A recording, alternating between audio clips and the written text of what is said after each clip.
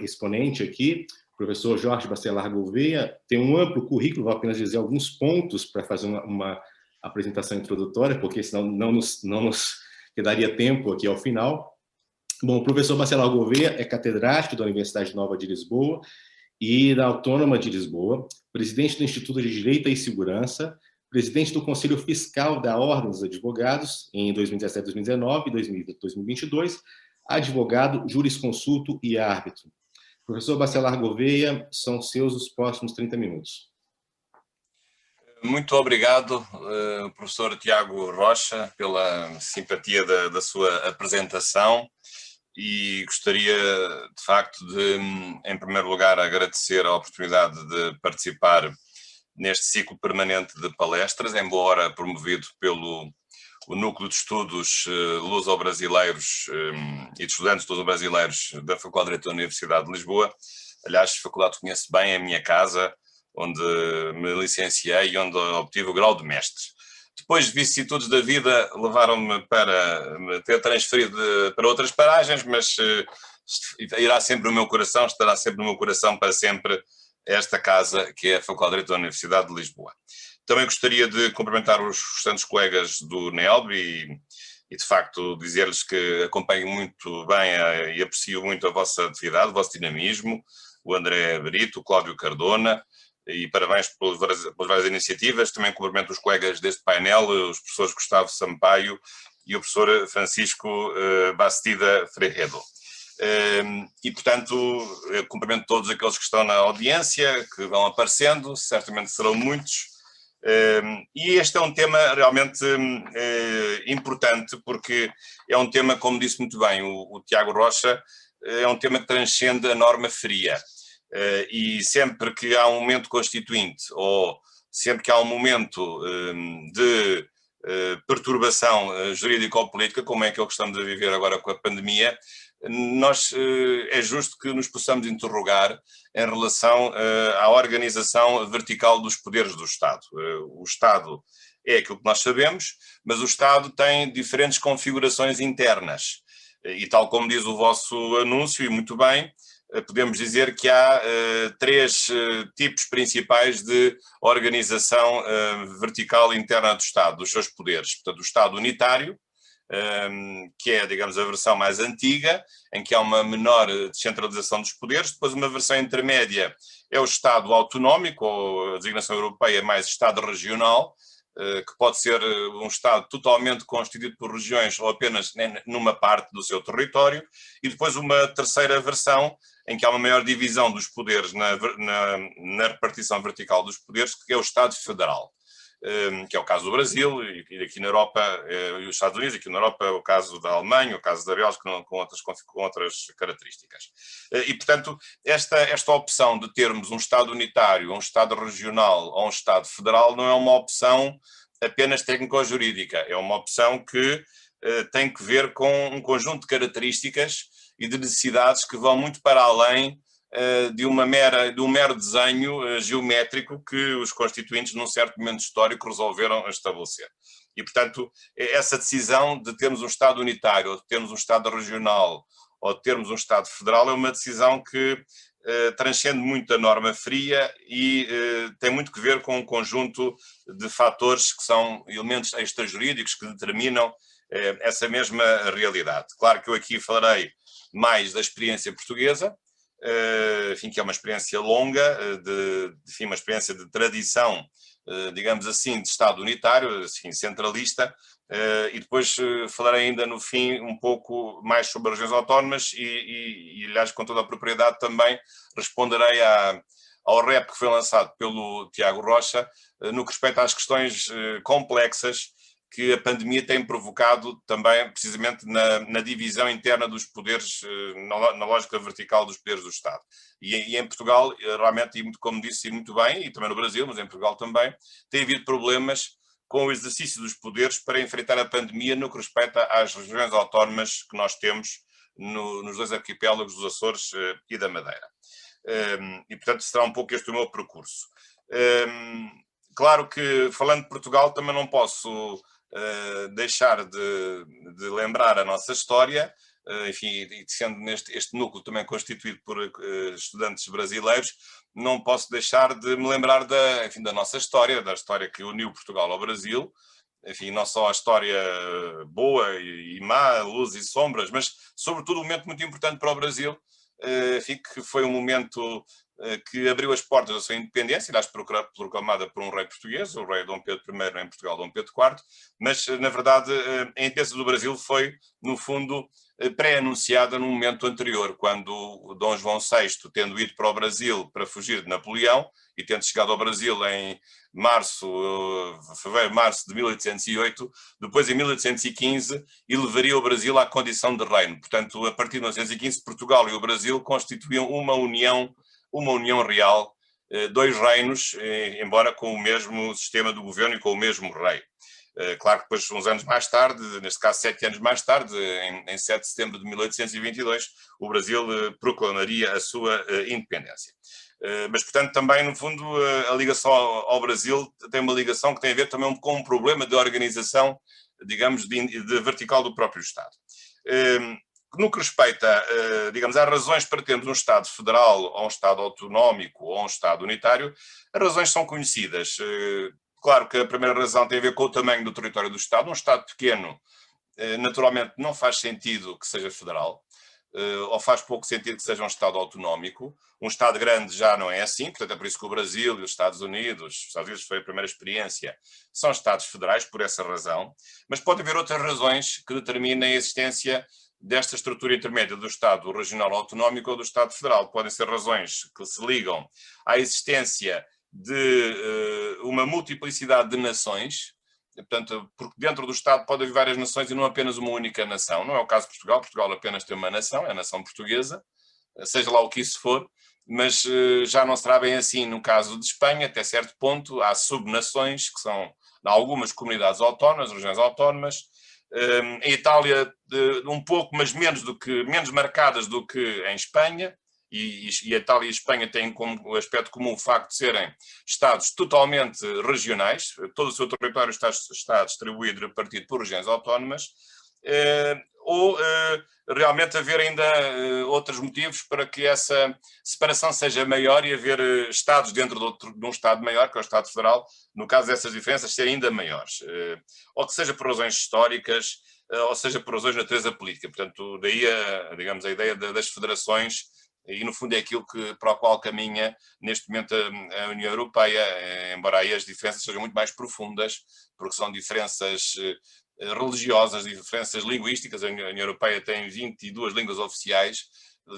diferenças linguísticas, diferenças culturais muito mais profundas, e, portanto, duvido que isso possa ser resolvido por uma estrutura federal, mas neste momento a União Europeia é, enfim, como muitos dizem, na prática, uma estrutura confederal. Já é mais do que uma organização supranacional, não é um Estado federal, embora tenha estruturas de federalismo, mas é uma confederação, digamos, talvez seja a natureza jurídica mais apropriada para hoje identificar a União Europeia. Portanto,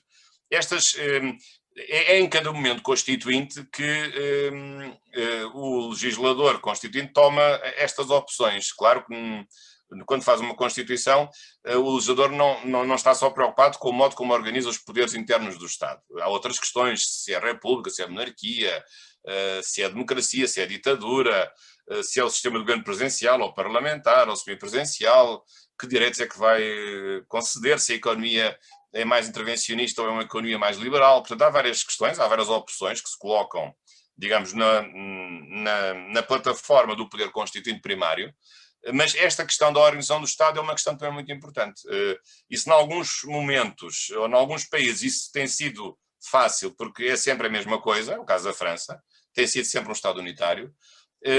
Para outros países, não. Para outros países tem havido questões, digamos, difíceis de resolver. No caso do Brasil, por exemplo, foi um Estado unitário durante o Império, portanto, durante a monarquia, mas depois, a partir da Revolução Republicana, de 15 de novembro de 1889, com a República, passou a ser um Estado federal até hoje. Sempre manteve um Estado federal, embora um federalismo fraco do ponto de vista dos poderes que são atribuídos aos Estados federados e também aos municípios. Já não será assim nos Estados Unidos. Como sabem, os Estados Unidos não foi, numa primeira fase, uma federação, foi uma confederação. Depois houve realmente uma necessidade e uma luta para conseguir ganhar uma estrutura federativa mais forte para dar um governo mais poderoso para enfrentar, sobretudo, o inimigo exterior comum à época. E depois, isso foi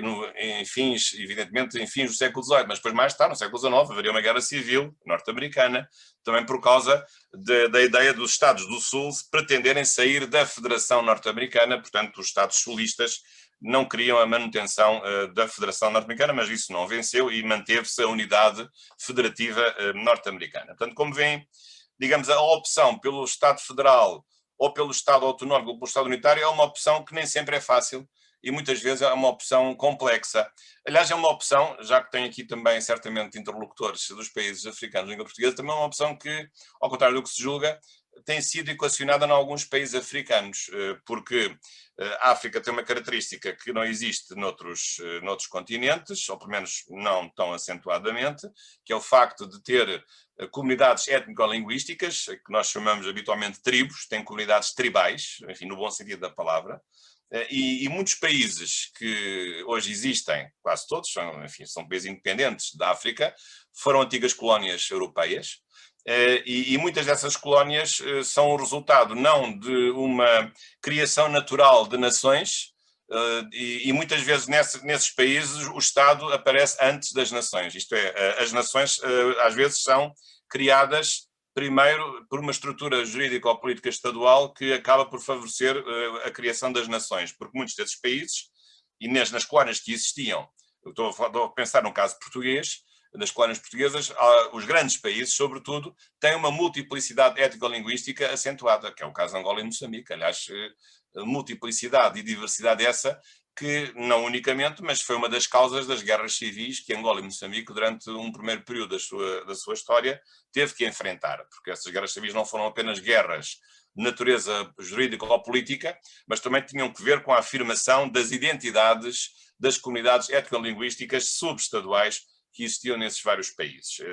Hoje a questão está ultrapassada, a angolanidade e a moçambicanidade está alcançada como nação, isso não significando, digamos, o calcar ou aniquilar das subnações e das subcomunidades etnolinguísticas que estes países têm, de cerca de 10, 15, 20 comunidades etnolinguísticas próprias, mas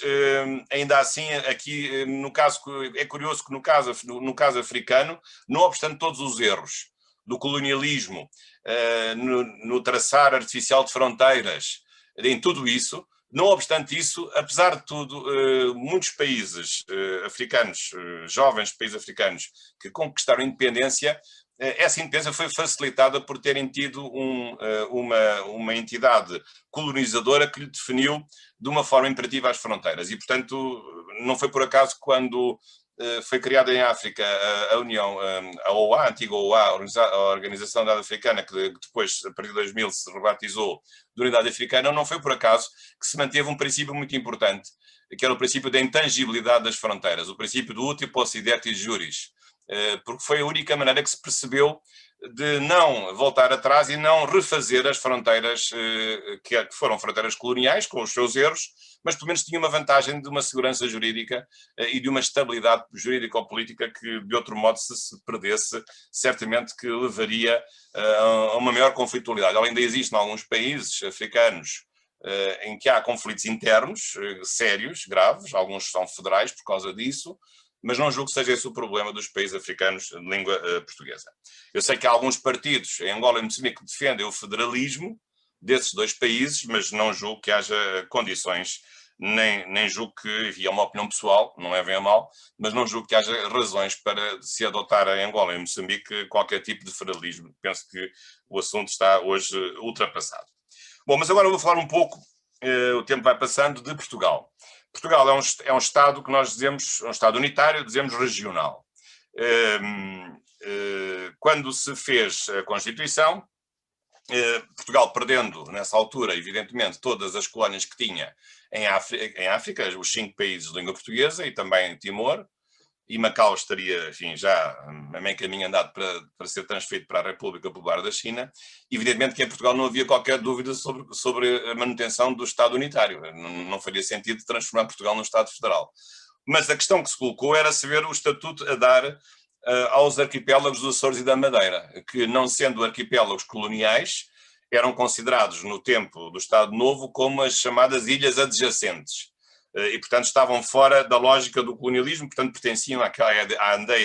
ideia, àquele conceito colonialista de metrópole. Digamos, havia a metrópole e depois havia o ultramar. O ultramar eram as colónias africanas ou além-mar, mas a metrópole, digamos, era a parte principal do Estado, era a cabeça do Estado, que era precisamente o território continental aqui na Península Ibérica, incluindo também as regiões, os arquipélagos dos Açores e da Madeira. Mas em relação a esses arquipélagos, penso que foi interessante,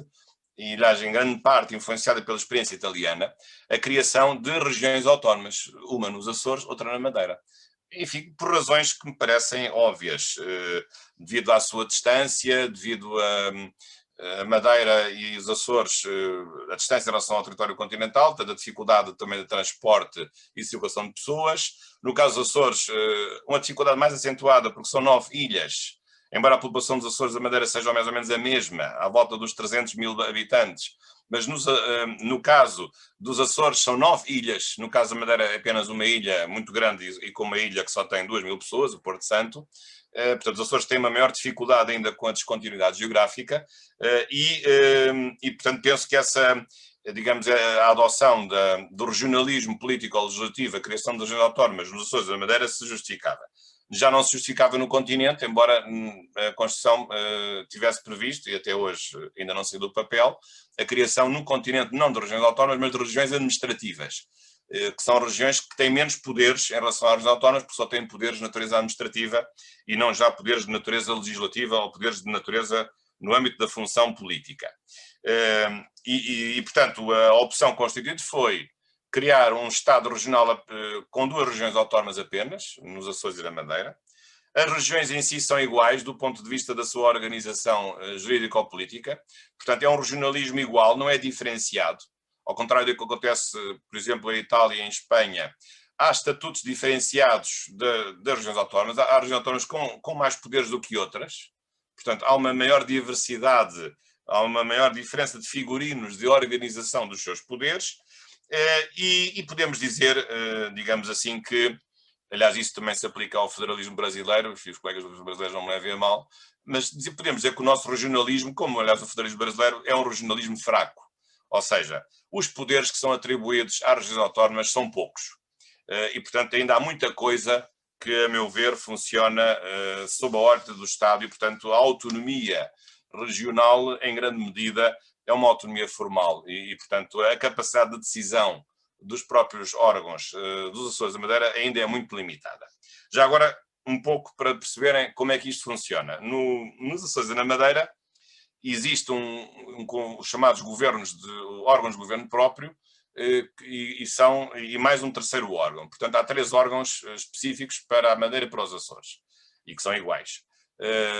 Digamos, o sistema assenta numa Assembleia Legislativa, aliás, é o único órgão que é eleito pelos residentes portugueses que residem nos Açores e na Madeira, votam através do sistema de ONT para a respectiva Assembleia Legislativa,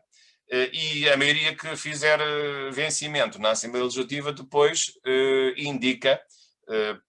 perante um laço de confiança política, o governo regional, que é uma emanação da maioria parlamentar da Assembleia Legislativa. E há um governo regional que é uma emanação dessa maioria parlamentar. Normalmente o partido que ganha indica para presidente do governo regional, ou já um primeiro-ministro da região, indica o líder do partido maioritário na Assembleia Legislativa. Aliás, recentemente houve eleições nos Açores, em que pela primeira vez não houve um partido com a maioria absoluta, e portanto fez-se uma coligação, por acaso até que excluiu o partido mais votado, que tinha maioria relativa, mas todos os outros partidos, ou quase todos os outros partidos, se juntaram para ter mais metade dos votos, digamos assim, uma geringonça açoriana, e que conseguiram realmente formar um governo com uma base de apoio maioritária, deixando o partido mais votado, mas só com maioria relativa e não absoluta, que foi o Partido Socialista. E, portanto, liderado nos Açores agora o governo pelo presidente do PSD Açores, que é, digamos, o partido mais votado da coligação que se fez vencimento. E depois há um terceiro órgão, que é o chamado representante da República, que é um órgão que hoje tem poucos poderes, é nomeado pelo Presidente da República e tem um mandato igual à duração do mandato do Presidente da República. e digamos que na região faz um pouco as vezes que faz aqui na República, aqui na República em sentido amplo, o Presidente da República, mas com uma diferença, é que nos órgãos regionais, Assembleia Legislativa, Governo Regional e Representa a República, o sistema de governo é parlamentar, enquanto que na República, no Estado português, o sistema é semipresencial, embora hoje cada vez mais de tendência parlamentarizante, mas nas regiões autónomas, declaradamente, o sistema é um sistema de governo parlamentar. E porquê? Porque o representante da República não pode demitir o governo por razões de desconfiança política. Portanto, não há uma maioria própria, digamos, do representante da República, não tem uma legitimidade própria regional e, portanto, o sistema é um sistema parlamentar, digamos, definitivo. Pode ser um parlamentar, se quiserem, de gabinete, pode ser um parlamentar de Assembleia, depende um pouco, tem sido um parlamentar de gabinete quando, até agora, aos Açores e na Madeira, tem havido sempre um partido maioritário.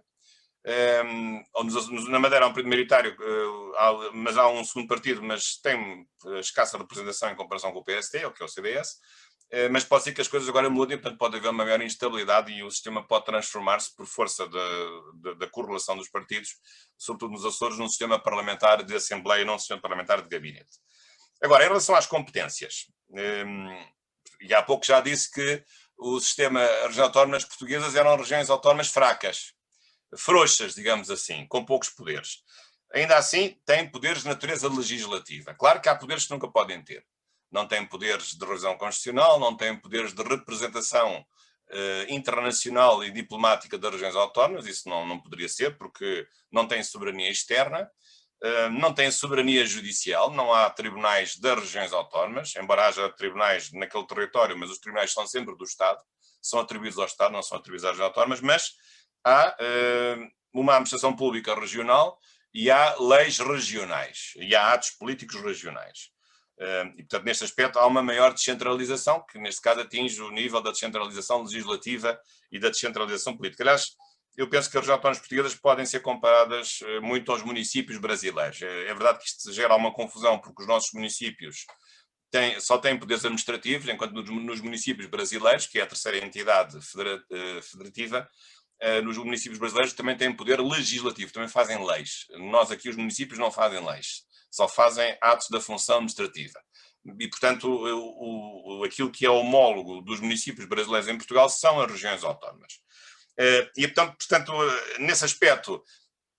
apesar de ficarmos com a ideia de que as regiões autónomas têm muitos poderes legislativos, fazem leis para muita coisa, mas, enfim, eu tenho trabalhado muito nessa área. Aliás, é uma área difícil, direito constitucional, mas gosto bastante. Aliás, recomendo até que, se quiserem depois ir mais além, não só o meu manual de direito constitucional em que eu abordo este assunto, como também um livro, enfim, que já deve estar esgotado, queria ver se o reeditava, precisamente um livro sobre a autonomia legislativa das regiões autónomas. E, de facto, não obstante haver uma enumeração, enfim, profusa de muitas competências legislativas, a verdade é que os poderes são escassos. E com base na seguinte ideia, as regiões autónomas podem legislar no âmbito apenas do seu território, como é óbvio, mas apenas nas matérias que forem enunciadas, digamos, na sua mini-constituição, que é o Estatuto Político-Administrativo, mas desde que essas matérias não tenham ficado reservadas à República. E o problema é esse, é que as principais matérias, digamos, o filé mignon, ficou todo na República. E as regiões autónomas não têm poderes para legislar naquilo que é mais importante legislar. Não podem legislar em matéria de direitos fundamentais, não podem legislar em matéria de direito penal, em matéria de direito civil, não podem legislar em matéria de criação de impostos autónomos, podem adaptar alguns impostos, mas com muitos limites, podem ter património próprio, mas realmente obedecem a um conjunto de restrições e na verdade, digamos, o poder regional, embora possam fazer leis sobre várias coisas, mas na verdade o poder regional é um poder fraco. E sobretudo um poder fraco porque é um poder que tem poucas receitas próprias. E, portanto, todos os anos o Estado português transfere, digamos, verbas significativas do Orçamento de Estado para as regiões autónomas. Alguma parte dessas verbas é de impostos que são cobrados na região e que são devolvidos à região, mas a maior parte, mas a atividade regional em si, devido aos custos de insularidade, é uma atividade normalmente deficitária. e, portanto, tem que haver sempre um apoio, com base no princípio da solidariedade, um apoio da República em relação às regiões autónomas. Infelizmente, também é preciso dizer que, neste contexto, às vezes a interpretação que tem sido feita por vários juristas e sobretudo pelo Tribunal Constitucional, que tem muitos acórdãos sobre questões de inconstitucionalidade das leis regionais, tem sido dito que realmente, ou percebe-se que há uma tendência centralizadora e, digamos assim, de desconfiança da República em relação ao desenvolvimento e ao aprofundamento das regiões, do poder legislativo das regiões autónomas. Já tem havido várias revisões constitucionais na tentativa de aprofundar o poder legislativo regional, mas essas várias tentativas, a última delas foi na 6ª revisão constitucional, 2004, têm sempre enfrentado um obstáculo, que é o obstáculo que é, no fundo, uma afirmação existencial de uma cláusula de Estado unitário, que não está escrita na Constituição, que é o facto de, mesmo quando uma região autónoma legisla numa matéria que está fora daquelas que são enunciadas como estando reservadas à República, se perceber que essa lei, no modo como está a ser legislada, põe em causa uma ideia difusa de unidade do Estado, então o Tribunal Constitucional tem aplicado uma cláusula geral implícita de unidade do Estado para inconstitucionalizar essas leis regionais. Tem havido vários esforços de muitos políticos na Assembleia da República, em cada revisão que acontece sobre o assunto, para tornear o problema, mas o problema não tem solução, ou não tem tido solução. Porque, primeiro, entendeu-se que se deveria estabelecer na Constituição quais eram as matérias de interesse regional, mas depois o Tribunal Constitucional dizia, mesmo que seja de interesse regional, o modo como neste caso concreto está a legislar põe em causa a unidade nacional e, portanto, considera sempre, e considerou muitas vezes, inconstitucionais essas leis. E, portanto, este é um problema, digamos, de fundo. A revisão constitucional de 2004, apesar de tudo, veio aprofundar um pouco a autonomia regional, deixou de enunciar na Constituição as matérias, remeteu-as para os estatutos político-administrativos e depois trouxe uma novidade, que apesar de tudo é uma novidade importante, que foi a ideia da, digamos assim, da essência de uma ordem jurídica regional autónoma, porque diz que o direito estatal ou o direito estatal só se aplica, através do chamado princípio da supletividade, só se aplica na ausência de norma regional sobre matéria em que a região autónoma é competente. E, portanto, isto é um primeiro avanço. Desculpa interromper, é porque perdi um foco a câmera, se puder... Quando o senhor mostrou o livro, desculpa. Sim. E agora se vê mal a imagem. Sim, agora está melhor assim, é?